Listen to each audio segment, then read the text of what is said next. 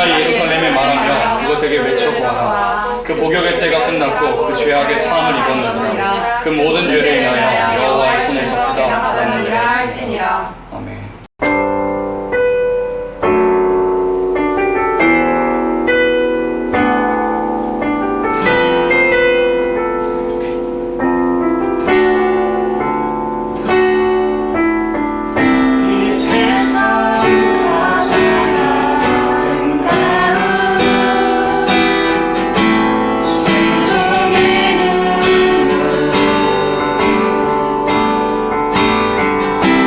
세상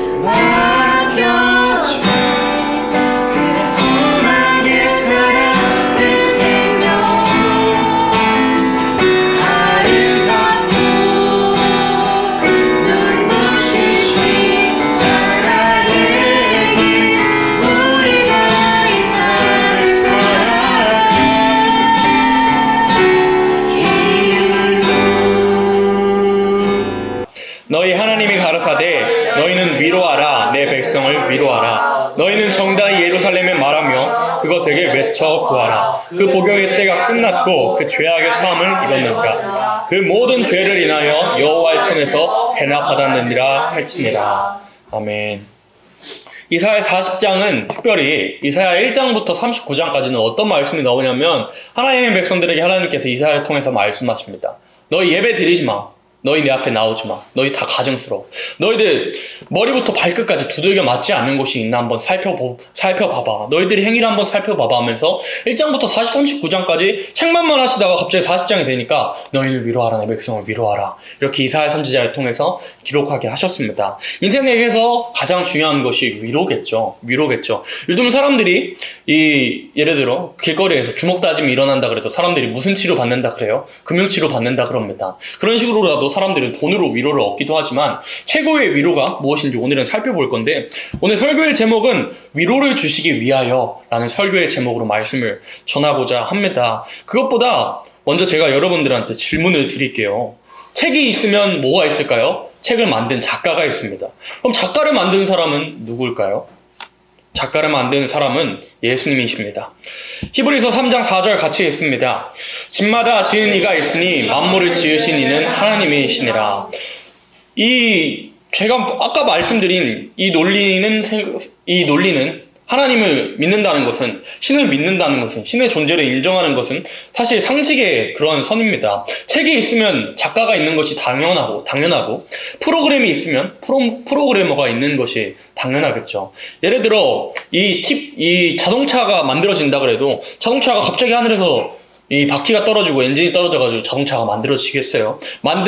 자동차를 만드는 공장에서 자동차를 만드는 사람, 설계하는 사람, 조립하는 사람이 있어야 자동차가 만들어지듯이 또 책이 있으려면 작가가 있어야 하듯이 DNA를 보통 과학자들이 생명의 책이라고 합니다. 우리의 모든 유전 정보, 우리의 말하는 습관이나 외모나 이런 성품들까지라도 다 들어있는 그 유전 정보가 기록된 그 생명의 책을 만드신 분은 하나님이시라고 히브리서 3장 4절에서 말씀하고 있습니다. 뉴턴이 만류인력을 발견한 이 과학의 아버지라고 하는 뉴턴이 이런 일화가 있대요. 뉴턴이 우주를 관찰하면서 이 태양계의 모형을 만들게 됐대요. 모든 그 태양계의 모형들이, 행성들이 적절한 주기에 맞춰가지고 자전과 공전을 하는 그런 태양계 모형을 만들었는데 지나가는 한 무신론자가 이렇게 뉴턴에게 말했답니다. 역시 자네는 훌륭한 과학자입니다. 이렇게 정교하게 태양계 모형을 만들다니 자전과 공전 주기가 정확하게 일치하는군요. 대단합니다. 라고 말하니까 뉴턴이 이렇게 말했다고 합니다. 그걸 만든 사람 아무도 없습니다. 저절로 만들어졌습니다. 그러니까 그 사람이 뭐라고 말했을 것 같아요, 무신론자가? 당신은 미쳤느냐고, 나한테 장난치느냐고 그렇게 말했답니다. 그랬더니 뉴턴이 어떤 말을 했냐면 당신은 이보다 훨씬 더 정교하고 질서정연한 우주도 저절로 만들어졌다고 믿으면서, 빅뱅이라는 폭발로 저절로 만들어지게 됐다고 믿으면서 이 모형 하나가 저절로 만들었다는 말 하나도 믿지 못하느냐고 말한 일화가 있다고 합니다. 뉴턴은 하나님을 믿는 사람은 아니었습니다. 근데 뉴턴이 이런 말을 했어요. 나는 무신론자인 자기의 제자에게 나는 하나님을 연구하고 있다고. 하나님을 믿는 사람은 결코 아니었지만 신이 있다고 인정을 하는 사람이었습니다. 모든 분야도 마찬가지예요. 과학자들이나 어떠한 분야에 있는 사람이든 그 끝에서 겸손하게 자기의 위치를 알고 제대로 공부해본 사람은 하나님이 있다고, 아니 하나님이 아니더라도, 하나님이라고 인정을 하지 않더라도 신이 있다는 그 존재를 부정할 수가 없게 됩니다. 하나님께서 그렇게 지구를 설계하시고 우주를 설계하셨기 때문에 겸손한 사람, 자기의 위치를 알고 자기의 그 주제를 아는 사람은 하나님이 있다고, 신이 있다고 인정할 수밖에 없는 겁니다. 이게 얼마나 상식적이고 당연한 거예요. 책이 있으면 작가가 있고, 사람이 있으면, DNA가 있으면 DNA를 만든 어떠한 존재가 있다는 것은 당연한 이치인 겁니다. 근데 이 당연한 이치를 사람들이 인정하지 않는 이유가 무엇이냐? 상식인데 하나님이 없다고 하는 이유가 무엇이냐? 요한복음 3장 19절로 21절에 기록이 되어 있습니다. 같이 읽습니다. 그 정죄는 이것이니 곧 빛이 세상에 왔으되 사람들이 자기 행위가 악함으로 빛보다 어두움을 더 사랑한 것이니라. 악을 행하는 자마다 빛을 미워하여 빛으로 오지 아니하나니 이는 그 행위가 드러날까 하며 진리를 좇는 자는 빛으로 오나니 이는 그 행위가 하나님 앞에서 행한 것임을 나타내려 함이라 하시니라. 그 정죄는 이것이에요. 곧 빛이 세상에 왔을 때 이 빛은 요한복음 1장에서 말씀하고 있는 참 빛, 예수님께서 이 생명의 빛으로 오신 그 빛, 예수님을 상징하는 겁니다. 예수님께서 세상에 왔는데 사람들이 뭐라고 돼 있어요? 자기 행위가 악함으로 빛보다 어둠을 더 사랑해가지고 악을 행하는 사람들은 빛으로 나오지 않는데요. 왜요? 그 행위가 드러날까 하기 때문에.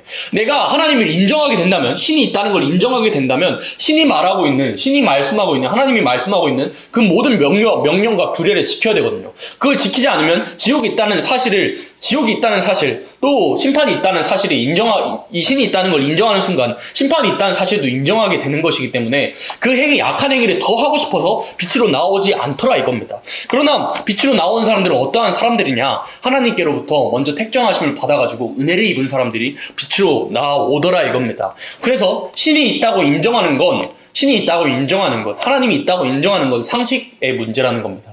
그게 하나님이냐, 다른 어떠한 것이냐, 이 어떠한 것이라고 정의하느냐는 그 사람에게 달려있지만 신이 있고 없고를 인정하는 건 상식의 문제더라 이겁니다. 그래서 무신론이라는 건 사실 하나의 종교입니다. 여러분들은 진화론을 고등학교 때 배웠겠지만 그거는 하나의 신앙이고 종교라는 것을 여러분들이 알아야 됩니다. 이 신이 없다는 것을 믿고자 하는 그런 믿음으로 기반된 모든 논리라는 것을 알아야 됩니다. 그러나 이 2000년 전에 빛이 왔어요. 어떠한 빛으로 오셨습니까? 예수님이 오셨잖아요. 그러나 이 어린이 예배 시간에 예수님이 이러한 모습이라고 배웠습니까? 예수님께서 아름다운 모습으로 우리가 보통 생각하잖아요. 성화에서도 예수님 얼마나 잘생기게 나와요. 코 높은 서양 미남으로 나오잖아요. 장발에. 그러나 이 학자들이 말하기로 성경적으로 밝혀진 예수님의 모습은 이러한 모습입니다.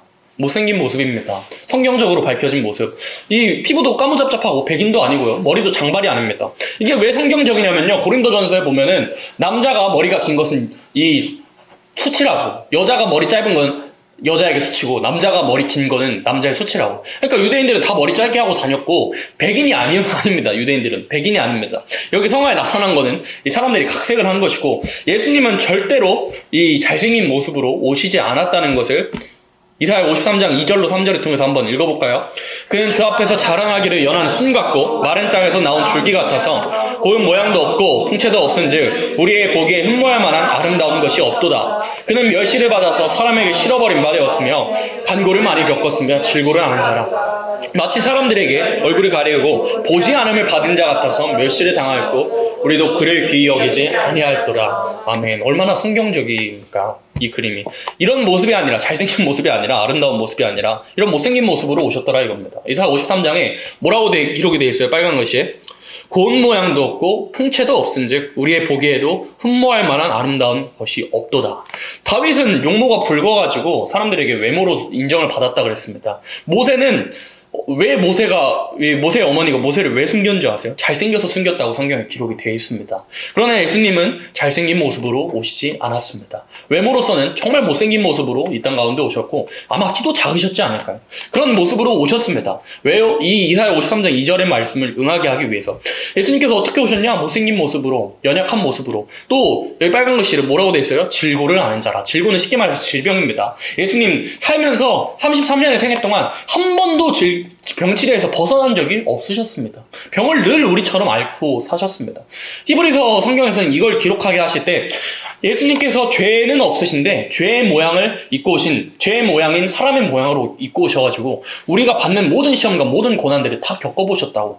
그래서 그런 시험을 먼저 받으신 분께서 시험 받는 자들을 능히 도우신다고, 체휼하신다고 그렇게 말씀이 나옵니다. 예수님께서 이 땅 가운데 오셔서 어떠한 곳으로 오셨습니까?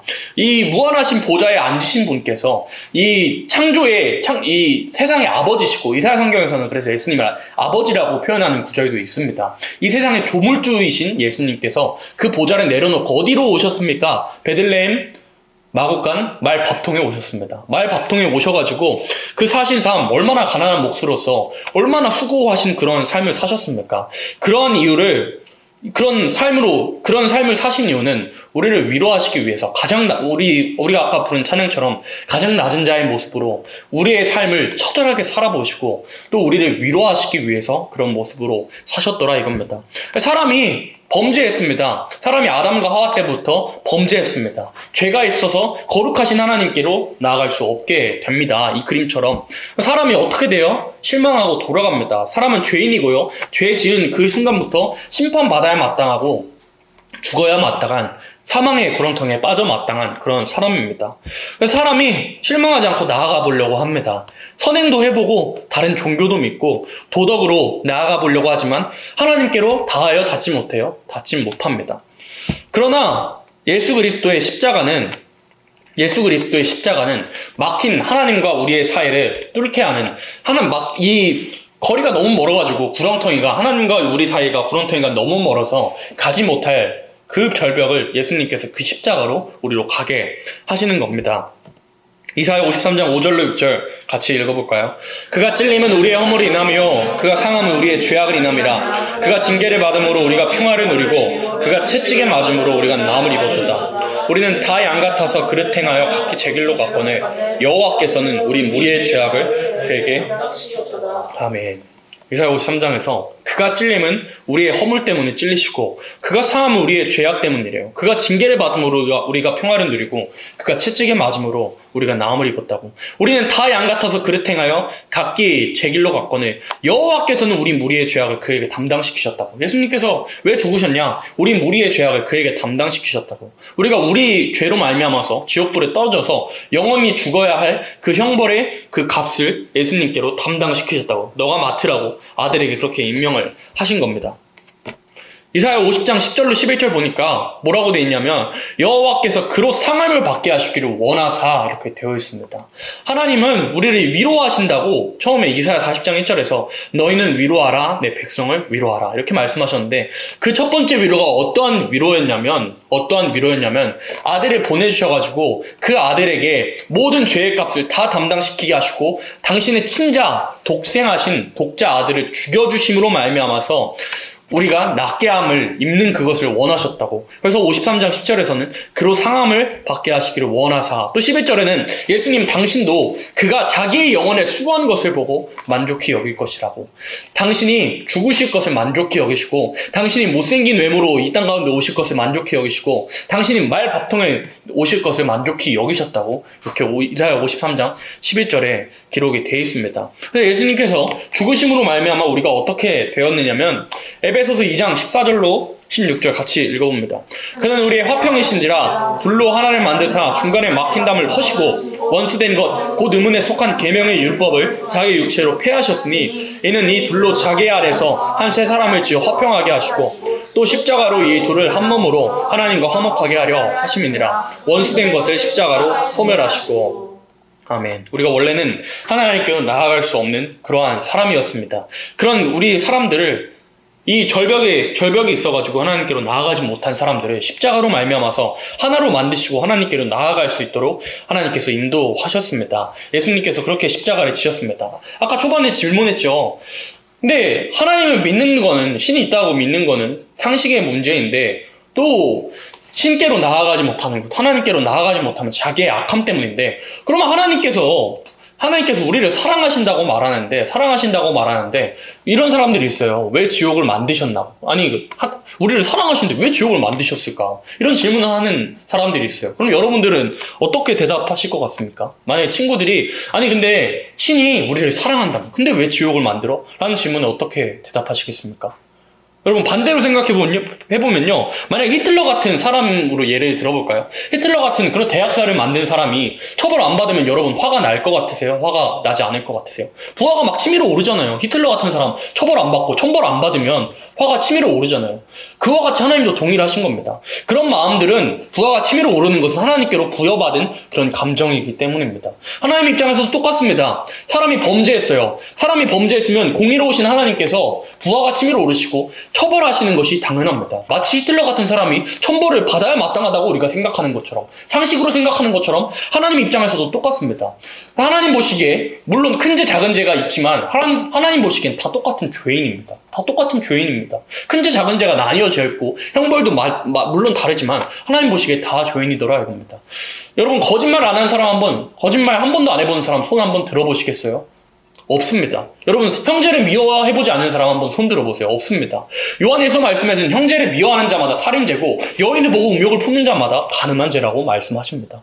근데 어떻게 미워하는 것, 음욕을 품는 것, 그게 어떻게 살인죄고 간음죄에 해당하냐고 묻는 사람들도 있을 거고 저도 의문을 가지기도 했습니다. 하나님께서는 마치 아담과 이 아벨과 가인의 사건처럼 이 하나님이 보이지 않는 곳, 법의 테두리가 없는 곳에 단둘이서 미워하는 이 A라는 사람을 미워하는 B와 A가 같이 있다면 그 B가 A를 죽일 것을 하나님께서 알고 계시기에 미워하는 마음만 가지더라도 너는 이 법의 테두리가 없는 곳에서 사람이 아무도 보지 않는 곳에서 죽일 것을 아시기 때문에 미워하기만 해도 살인죄라는 것이 하나님 입장에선 거룩하신 하나님 입장에선 성립이 되는 겁니다. 그렇다면 우리는 다 죄 짓는 사람이었습니다. 죄 지은 사람입니다. 살면서 많은 죄를 짓는 사람입니다. 그럼 공의로우신 하나님 앞에서 우리는 다 심판을 받아야 됩니다. 마치 히틀러가 천벌을 받아야 마땅하다고 우리가 부하가 치밀러 오르는 것처럼 우리는 천벌 받아야 마땅한 그런 존재들이더라 이겁니다. 그러면 우리가 마치 이런 거예요. 우리는 태어난 순간부터 헬기에서 뛰어내린 사람입니다.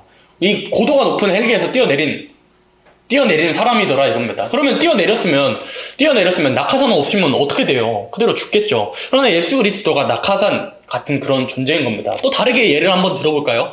이 법원에 섰습니다. 법원에 섰어요. 살인죄로, 예를 들어 연성이가 살인죄로 섰는데, 법원에서 섰는데, 판사가 말합니다. 너는 이 살인죄로 몇 년형을 때릴 거라고 이렇게 땅땅 하는데, 연성이가 자기 변호를 한다면 어떤 변호를 할 것 같아요? 나는 이런 살인죄를 저질렀지만, 난 다른 선행도 했습니다. 라고 자기 변호를 어떻게든 하지 않을까요?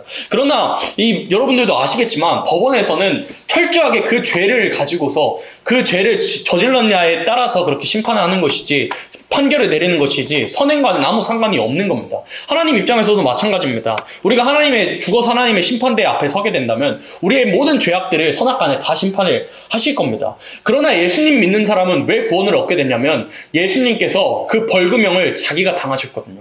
그 벌금형을 우리가 내야 마치 벌금을 예를 들어서 제가 헌진이를 두들겨 패가지고 고소를 당해가지고 법원에서 500만 원 벌금형을 때렸다고 치면 그 벌금형을 벌금을 나한테 500만 원을 주면은 그 벌금을 내고 나는 나올 수가 있잖아요. 가석방을 당할 수 있잖아요. 마치 우리도 사함 받은 것이 그거더라 이겁니다.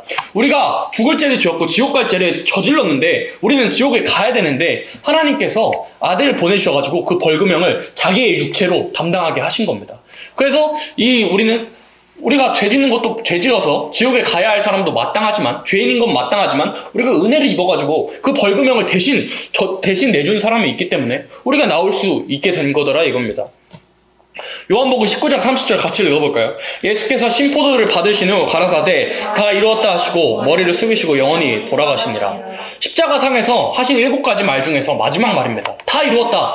이게 헬라어로 텔레오라는 말인데요. 텔레오가 오늘 아침에도 배웠지만 2가지 의미가 있다고 그랬습니다. 첫 번째로는 빚을 다 갚았다, 탕감했다 이런 뜻이고 두 번째는 종이 주인의 임무를 미션을 완료했다 이런 뜻입니다. 우리가 가지고 있는 그 빚 갚지 못해가지고 우리의 영과 육과 혼이 영원히 지옥에서 불타면서 그 갚아야 할 빚과 벌금을 예수님께서 자기의 육체가 죽어주심으로 말미암아서 그 빚을 다 갚아주시고 우리는 탕감을 받아가지고 살 수 있게 된 거더라 이겁니다. 우리가 받은 구원이 이거고 우리가 받은 위로가 이겁니다. 그래서 처음에 우리가 읽었잖아요. 너희 하나님이 가라사대 너희는 위로하라 내 백성을 위로하라. 너희는 정다이 예루살렘에 말하면 그것에게 외쳐 구하라. 그 복역의 때가 끝났고 그 죄악의 사함을 입었느니라. 그 모든 죄를 인하여 여호와의 손에서 배나 받았느니라 할지니라. 이렇게 말씀을 하신 이 위로가 어떤 위로냐면 우리가 죽어 마땅한 사람들인데 지옥불에서 영원히 아뜨거 하면서 죽어 마땅할 사람들을 예수님을 보내주시고 예수님의 육체를 마치 벌금형으로 내어주심으로 말미암아서 우리가 지옥 갈 죄에서 사함받고 오히려 하나님의 아들 된 로마서 8장의 표현대로 할 것 같으면 하나님을 아빠 아버지라고 부를 수 있는 권리를 받고 양자의 영을 받아서 하나님을 아버지라고 부를 수 있는 권세를 오히려 얻게 된 겁니다. 어떤 사람에게 예수님을 주라고 믿는 예수님을 주라고 시인하는 사람들에게 예수님을 주라고 시인하고 마음으로 믿어가지고 입으로 예수님은 나의 구원자시고 내가 하나님 앞에 지금까지 이때까지 범죄했습니다. 그러나 나를 용서하시고 하나님의 하나님의 자녀 삼아주세요 하는 그러한 사람들에게는 구원을 주실 만한 그런 위로를 하나님께서 허락을 하신 겁니다. 그 위로의 첫 시작이 무엇이었냐면 예수님을 보내주시고 죽여주심으로 말미암아서 우리가 이런 위로를 얻게 된 겁니다. 로마서 10장 9절로 10절 같이 읽어봅니다. 네가 만일 내 입으로 예수를 주로 시인하며 또 하나님께서 그를 죽은 자 가운데서 살리신 것을 내 마음에 믿으면 구원을 얻으리니 사람이 마음으로 믿어 의에 이르고 입으로 시인하여 구원에 이르느니라. 아멘. 우리가 구원을 얻게 되는 방법이 무엇이냐? 우리가 예수를 주로 시인하며 또 하나님께서 그를 죽은 자 가운데서 살리신 것을 내 마음에 믿으면 구원을 얻는다 그랬습니다. 우리 구원은 아까도 사진에서 봤지만 사람의 행실로 되는 것도 아니고, 사람의 행실로서 이 도덕적으로 되는 것도 아니고, 선행을 한다고 되는 것도 아니고, 다른 타종교를 이 돌을 닦는다고, 석가모니처럼 돌을 닦는다고 되는 것이 아니고, 하나님께서 우리를 너무나도 사랑하셔가지고 아들을 보내주신 그 사랑을 믿음으로 말미암아서 2000년 전에 정말 하나님께서 아들을 진짜 보내주셔가지고 우리를 보는 가운데 보내주셔서 우리가 죽어야 할 그 값을 아들에게 벌금형으로 그 값을 배나 받게 하시고 우리를 살리셨구나 라는 것을 마음으로 믿어가지고 의로 예수님은 나의 구원자시고 예수님께 또 하나님께 내가 회개하고 당신을 믿습니다 하는 사람은 구원에 이르게 되는 겁니다. 예수님 오른편에 있었던 강도가요, 십자가에 같이 못 박혔는데 그 사람이 무슨 착한 행실을 한 게 있겠습니까? 근데 예수님한테 이렇게 말합니다. 당신의 나라가 임할 때 내가 당신이 구세주인 걸 압니다. 내가 당신의 나라가 임할 때 나를 기억해 주세요 라고 하니까 예수님께서 말씀하십니다. 네가 오늘 나와 함께 낙원에 가 있으리라고 말씀하셨습니다. 강도가 무슨 잘한 게 있습니까? 당장 죽기 직전에 예수님 나를 기억해 주세요 했는데 낙원에 같이 가게 되었습니다. 예수님을 믿는다는 건 어떠한 행위로나 되는 것이 아니고 예수님을 내 죄로 말미암아서 내가 죽어야 할 것을 예수님께서 다 담당하시고 나를 위해서 돌아가셨다라는 것을 믿는 사람, 또 예수님의 죽으심과 부활을 믿는 사람, 그 입으로 시인하는 사람이 구원을 얻게 되더라 이겁니다. 그래서 하나님께서 위로를 주시는 첫 시작을 뭘로 보여주셨느냐? 예수님을 보내주심으로 말미암아서. 우리는 사랑을 입으로 말할 때가 얼마나 많아요. 사랑한다고 입으로만 말할 때가 얼마나 많습니까? 또 우리가 입으로만 무언가를 할 때가 얼마나 많아요. 우리가 살아가면서 밥 한 번 먹자라는 말 잘 지키면 살아갑니까? 잘 안 지키며 살아가죠. 우리는 뱉은 말을 잘 지키며 살아가지 않습니다. 그러나 하나님께서는 구약 성경을 통해서 선지자를 통해 가지고 아들을 보내주시겠다는 약속과 앞으로 되어질 일에 대한 모든 약속들을 세우시고 그 약속을 신약이라는 이 오늘날의 시간 동안에도 철저하게 지켜나가시는 겁니다. 로마서 1장에서는 어떤 말씀이 나오냐면 약속대로 선지자들에게 하신 그 약속대로 이 복음이 이루어지고 있다고 그렇게 로마서 1장에도 설명을 합니다. 그래서 아들을 보내주겠다는 약속을 하나님께서는 하늘에서 우리를 사랑하신다고 말로만 하지 아니하시고 아들을 실제로 아들을 이 땅 가운데 오게 하셔가지고 아들을 죽이심으로 말미암아서 우리를 살리신 것으로 당신의 사랑을 보여주신 겁니다. 그래서 아까도 읽었지만 로마서 5장 8절에서 우리가 아직 죄인 되었을 때 하나님께서 우리를 향하신 그 사랑을 아들을 죽어주심으로 말미암아서 십자가에 못 박히게 하심으로 말미암아서 우리에 대한 사랑을 확증하시고 증명하셨다고 말씀하신 겁니다. 그런 사랑을 우리가 증명을 받았기에 예수님이 진짜로 실제로 계시던 분이시고 이 땅 가운데 오셔가지고 고난받으시고 십자가에 못 박히시고 실제로 부활하셔서 승천하신 분이시기에, 사랑을 보여주셨던 분이시기에 우리가 그 증명을 알고 그 증명대로 우리가 예수님을 주라고 시인할 수 있게 되고, 예수님을 주로 시인하는 사람들은 마찬가지로 하나님께 그 사랑을 받았다면, 확증한 그 사랑을 받았다면, 실천적인 사랑을 받았다면 실천적인 사랑을 행하면서 우리도 살 수 있는 겁니다. 우리가 하나님께 말로만 하시지 않는 그런 사랑을 받았다면 우리도 사랑을 말로 할 수가 없는 겁니다. 요한일서 말씀에는 어떠한 말씀이 나오냐면, 우리가 형제들아 말과 혀로만 사랑하지 말고 행함과 진실함으로 사랑하자, 이런 말씀이 나옵니다. 우리가 하나님께로 말과 혀로만 사랑하지 않는 그러한 사랑을 받아서 우리가 행함과 진실함으로 사랑할 수가 있는 겁니다. 먼저 그 사랑을 받았기 때문에 행함과 진실함으로 사랑할 수가 있더라 이겁니다. 그래서 우리는 이러한 위로를 받았습니다. 정말 죽어 마땅할 우리 죄인들, 예수님께서 죽어주심으로 말미암아서, 당신의 하나밖에 없는 아들을 죽여주심으로 말미암아서 이런 위로를 받았습니다. 그래서 예수님께서 돌아가실 때, 운명하실 때 100일이 하나님께서도 얼마나 슬프셨으면 어두워지고 그 휘장이 찢어지고, 하나님 당신도 아버지께서도 얼마나 슬프셨으면 그 빛났던 해가 아직 빛나야 할 그런 3시면은 아직 캄캄하지 않을 때잖아요. 3시면 캄캄하지 않을 때 3시에 세상이 어둡게 되는 3시에 그 십자가에 못 박히신 그곳이 어둡게 된다. 하나님 얼마나 슬프셨으면 아들이 죽으신 것이 얼마나 슬프셨으면 100일이 무광하게 되는. 그래서 세상과 62장에서도 예수님 돌아가실 때 100일이 무광하다고 했잖아요. 실제로 그 오후 3시에 해가 그 기능을 잃게 되고 정말 어둡게 되는 그런 일도 있었습니다. 하나님 당신도 정말 아들을 죽이시는 것이 슬프셨지만 피조물인 우리를 살리시기 위해서, 우리를 위로해 주시기 위해서 아들을 보내주시고 죽여주신 위로를 우리가 받았고, 우리가 성탄절을 기념하는 이유도 이겁니다. 더 시즌 덜 리즌 돼 있잖아요. 우리가 많은 사람들이, 믿지 않는 사람들이 매년 성탄절을 기쁜 날, 공휴일, 쉬는 날로 생각하지만 우리는 어떻게 성탄절을 받아들여야 하냐면 예수님께서 우리를 위로하시기 위해서 정말 처절한 그 고통을 당하시고 하나님께서는 아들을 죽여주시는 그런 슬픔을 우리를 위해서 감내하시고 보내주셨더라 이겁니다. 그런 사랑을 또한 그런 위로를 받은 우리들, 예수님을 마음으로 믿어가지고 입으로 시인하기만 하면 구원에 이르게 되는 겁니다. 혹시 예수님을 인격적으로 만나지 못한 사람들이더라도 또 별반 뭐 환상이나 괴시나 꿈 보지 못한 사람이더라도 이렇게 설교 시간에 말씀으로 듣고 말씀으로 정말 예수님 살아계시고 우리를 위해서 죽으신 것이 맞구나. 오늘 처음에 초반에 배운 것처럼 책이 있으면 작가가 있는 것이 마땅하고 이 사람이 있으면 사람을 지으신 하나님이 있는 거는 이건 상식의 문제구나. 그럼 내가 하나님께로 나아가지 못하는 것, 내 죄 때문이구나. 그 죄를 사해해 주시기 위해서 예수님을 보내주셨구나 라는 것을 인정을 하고 마음으로 믿어가지고 이 입으로 시인하기만 하면 우리는 구원에 이르는 겁니다. 우리가 여러분들이 만약에 저 같은 경우는 하나님께서 특별한 케이스로 뭐 꿈 같은 것도 보여주시고 결국 그 과정들 때문에 예수님을 믿게 됐는데 굳이 그런 것들이 아니더라도 설교 시간에 말씀 듣고 찬양하더라도 그게 인정이 되면 마음으로 믿어가지고 예수님 믿습니다. 내 죄를 사해 주신 것을 믿습니다 하고 회개하기만 하면 구원에 이르게 되더라 이겁니다. 그게 로마서 10장의 말씀입니다. 그래서 정리하겠습니다. 예수님께서는 우리를 위로하시기 위해서 이 땅 가운데 2000년 전에 오셨습니다. 많은 사람들은 성탄절을 매년 기쁜 날, 공휴일, 쉬는 날로 생각하지만 우리는 예수님께서 진짜 오신 이후 우리를 위로하시기 위해서 오셨다는 것을 알아야 합니다. 그뿐만 아니라 이 위로 다음에 한 번의 위로가 더 있습니다. 너희는 위로하라 내 백성을 위로하라. 위로 2번이잖아요. 첫 번째 위로는 우리의 죄를 사해 주시기 위해서 오신 것이 첫 번째 위로였고 두 번째 위로는 한 번 더 남아있는데 그 위로가 어떤 것이냐면 예수님을 믿고 섬기는 중에서 예수님을 정말 경건하게 섬기는 사람은 고난을 받는다 그랬습니다.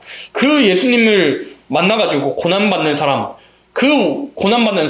신원해 주시는 위로, 원수 갚아주시는, 억울한 것을 풀어주시는 위로가 아직 한 번 더 남아 있습니다. 우리는 그 위로를 기다리는 사람입니다. 오늘이란 삶 속에서 먼저 우리에게 죄악을 사해 주심으로 말미암아서 천국 백성 삼아 주심으로 말미암아서 우리가 위로를 얻었고 이번 성탄절을 통해서 또 다시 한 번의 위로, 우리의 원수를 갚아주시고 우리의 원통함을 갚아주실 예수님께서 다시 오셔서 우리 눈에서 모든 눈물을 씻어주실 그날을 우리가 기다리는 것이 성탄의 의미라는 것을 잊지 않는 우리 청년들 되기를 원합니다.